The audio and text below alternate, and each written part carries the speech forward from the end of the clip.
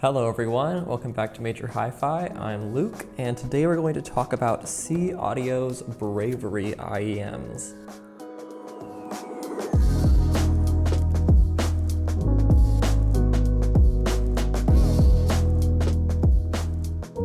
These are interesting because they run for $249, which SeeAudio does not really go into that lower price range too often. They have one other lower priced IEM, which is the YUME, and runs for $169, but the rest of their IEMs are like $800, $1,200, $1,400. They don't have that like $500 range IEM section yet, at least. So they really only have two sort of very different sets of IEMs.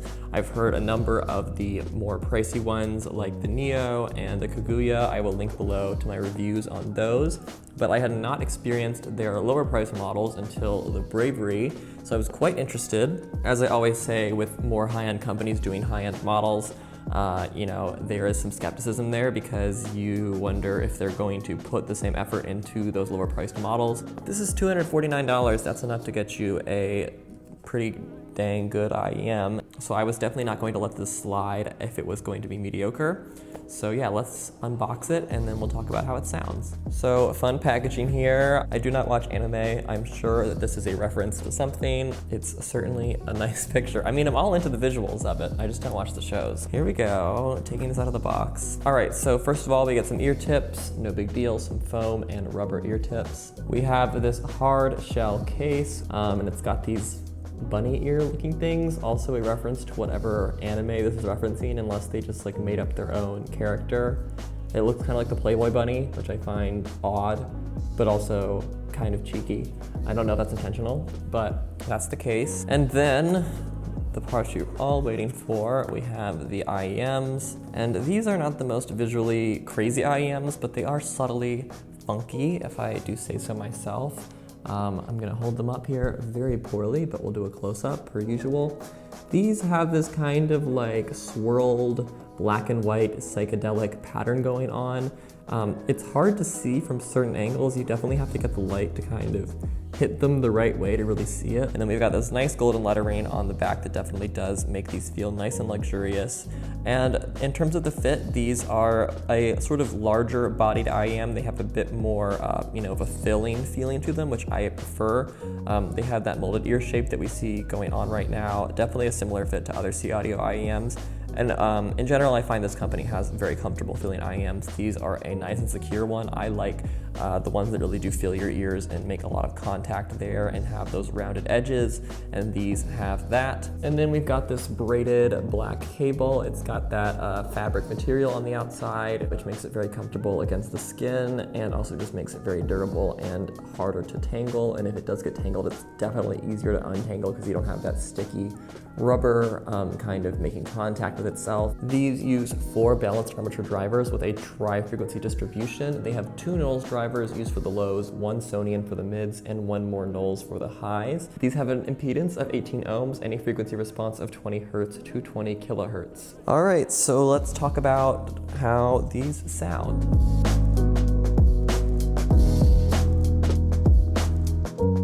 Hey guys, Luke here. Just wanted to pop in and say that if you're enjoying this video, it would be great if you could subscribe and hit the bell to get notified when we make new content, and hit the like button and leave us a comment if you have any suggestions or questions or anything like that. I would love to talk to you guys more.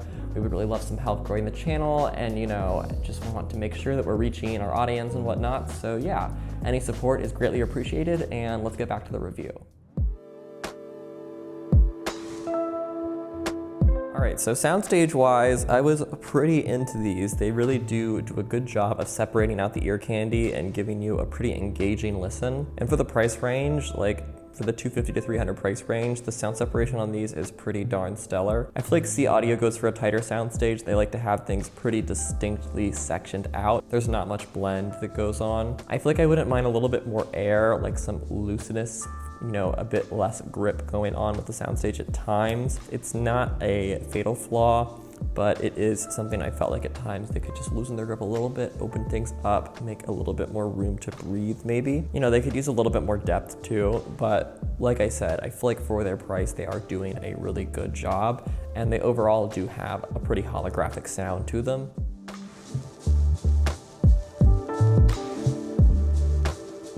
So for their low end, these do have a clean, pretty pumped up sub response. The low end is kind of second in command here. The mid-range kind of takes precedent over a lot of what's going on here, but the low end kind of is second in intensity. I feel like the 30 to 50 hertz range gets the majority of the boost in the low end for these, so definitely a kind of sub sound going on, but the boost is probably stronger upwards towards the 50 hertz area than it is the 30 hertz area. 30 hertz tends to be that like deep basement, whereas 50 hertz has a bit more of the impact going on in it. The low end in these could definitely use a little bit more kind of distinctiveness and texture to them. They sometimes feel like they skip out on some of the nuance, but they overall do execute a really good impact, and they do fill things out. They make a good foundation for the rest of the sound to sit upon. Sort of similar to the Soundstage. I mean, honestly, most of the things about this IEM I have some qualms with, but I find it overall very successful for its price range. It's definitely going above and beyond what's being asked of it.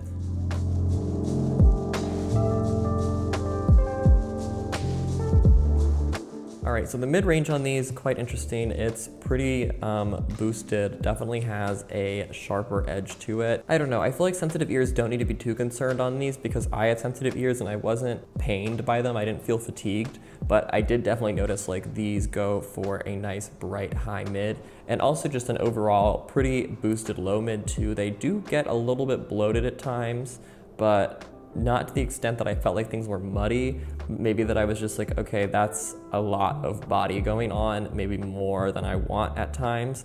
So just a couple decibels could be taken back for the low mid, sort of the area that transitions the high and low mid. It kind of has like a little bit of an awkward boost going on there. It still works overall. Like I would rather have that boost be there than have it be there not at all, because it does overall improve the sound of the IEMs. It just could use a little bit more exact placement maybe.